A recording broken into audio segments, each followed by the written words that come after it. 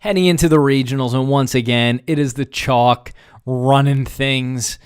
Up here in the north left, Angelo Cataldi advancing on, despite a spirited effort from Jody Mack. Glenn Mack now wins a nail-biter, dare we say an overtime affair between a Liberty Broadcast and WIP colleague Tony Bruno, 52-48.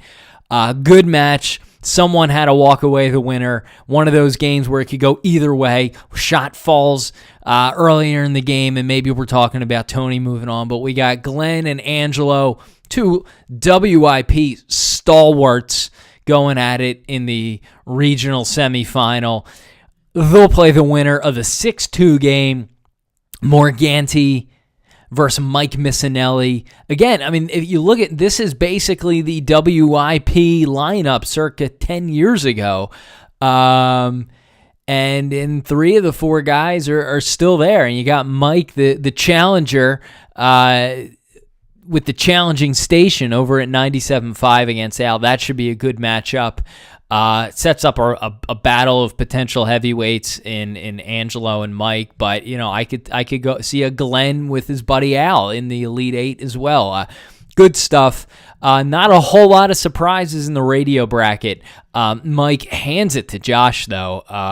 Not surprising on the victory. I was expecting a little bit of a closer affair. I'm sure Mike's ego will be in full throat for his battle with Al. Moving on down to the writers region, print online. Kapadia he's real strong right now. Gonzo never really had a chance in this one from the tip. 66-34. Tough match here. Now you got, love this, little new school, old school, one of my favorite themes of the tournament. New school, Sheil Kapadia. Sort of an old school Inquirer writer, though he's a young guy. Jeff McClain, really like the potential here. You got the guy who writes for the bigger audience, but writes a little more traditionally against the Philly Mag guy who's breaking down game film with screen caps. I love that matchup. They'll take on the winner. No surprises here of the 2-3 Timmy Mack versus Jim Salisbury. Elliott Shore Parks put up a spirited effort early, but just Salisbury's too strong down the stretch. Jimmy is the Michigan State of this tournament. Really just a squad built for March. A real powerhouse. I would say, if anything, an unheralded or unsung powerhouse. Always shows up in March. Maybe not too flashy. Might not get a lot of the press, but he's always going to be there to compete, and we'll see. You get one of the best arguably the best Phillies guy against one of the top 2 Eagles guys, along with Sheil. So 3 Eagles guys, 1 Philly guy here. Should set up an interesting regional final. In the TV bracket, John Clark, after getting bounced early last year, I think in a first-round loss to Colleen Wolfe, for his own sake, didn't draw any blondes early on this year and marched through his first 2-round victories, stomping on his buddy Jeff Skaversky and dancing over Marshall Harris. He'll take on the 4 seed. Also no surprise here, although surprise Ronnie Burke didn't hold close a little bit here. We're going to go Clark Hartman, 1-4. Once again, chalk, just writing things out. Everyone bitches about the seedings, and then here's where you might have had a little bit of a point. Robbie E with a 60-40 win over Derek Gunn.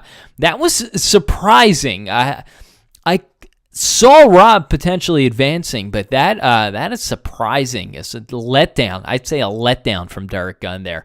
Meanwhile, Amy Fadul with a nail-biter over the ostensible favorite, Michael Barkan. However, this might be like one of those Villanova-UConn games last year where the 2 seed maybe isn't any better than the 7 seed. Maybe the 7 seed's a stronger team. Fadul is just built for March.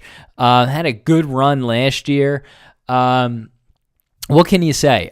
She's just a strong March team. Slips up a little bit in the regular season, but always comes to play when it's time for the dance. So, ergo, you're left with a 6-7 matchup. Ellis and Fadul. I got to go Fadul. She's knocked off Barkan here. I can't see Ellis competing. I think we're looking at a Johnny Clark Fadul, and there you go. Johnny's going to draw his blonde. Probably not the first time. Drawing a blonde, not Amy. And finally, in the broadcasters region, a little bit of chaos down here. Keith Jones with the upset of colleague Jim Jackson. Jim not getting a lot of love in this tournament. He was my consensus 1 seed, if there was one in this whole thing. And Keith Jones, the Canadian, too strong. I tell you, I got a little birdie who called the winner last year, whispered in my ear last week, said he thinks Keith Jones is going to take this whole thing. I don't know. That's not a strong enough victory in the second round to take the whole thing. And although if he gets by Merrill, I think he dances his way on into the Final Four. Jones-Merrill, a good matchup here. Merrill too strong for Larry Anderson, who was sidetracked by probably a couple of see-throughs. Down here, again, chalk. It is what it is. 3-2, Bill Clement, Scott Fransky. Fransky pounds Mark Zumoff, the 10 seed. Clement's a strong team, but I see Fransky being too much down here. I think he moves ahead. Don't know what you're getting here, but if I gunned ahead, I go Fransky in the Final Four. Let's predict it. Down here, this is tough. Angelo's tough. He gets a lot of the hater vote. I think Glenn might squeak this out. Again, Mike gets the hater vote. The top seeds, it's going to be tough. I think you're looking at a Glenn Mike here. That would be a good one. Gunned ahead, who goes Final Four? Tough one. It's hard to say. It's hard to say. But Mike, 63-61. Those are resounding victories. Josh proved not to be much of a challenger. I'd say Mike gets into the Final Four here, but it could literally be any of these guys. I'd go Mike 1, Glenn, Angelo, Al, in terms of who's got the best shot with the voters. Moving on down to the writers region, I think you're looking at a Timmy Scheel, Birds 24/7 Elite 8 regional final. It's a toss-up. I think the chalk will take it, though, just based on perhaps the seeding alone. Go Scheel Kapadia, Tim McManus. I'll go Scheel in the Final Four. I'm looking maybe at a Scheel Missinelli. And going down here, broadcasters region, I think Amy Fadul, too strong again in the tournament. I think you're looking at an Amy Fadul Final Four entrant and a Scott Fransky. So that would set us up with, let's just say, I'm going to call it now. Could be wrong, but I'm going to go Missinelli Kapadia, a 1-2, and Fadul, the 7, the Yukon of this year's tournament, against the 2 Fransky. Where you go from there, I don't know. I'm going to go with a Scheel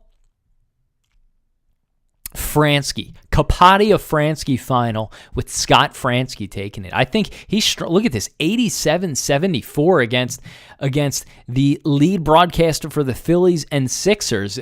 There, ergo, again, the Flyers part-time color guy, or 2/3 of the time color guy, I don't think stands a chance here. Fransky could dance right into the Final Four here. Anyway, that's it. Sweet 16 voting on Friday, Elite 8 Final Four championship, sometime next week.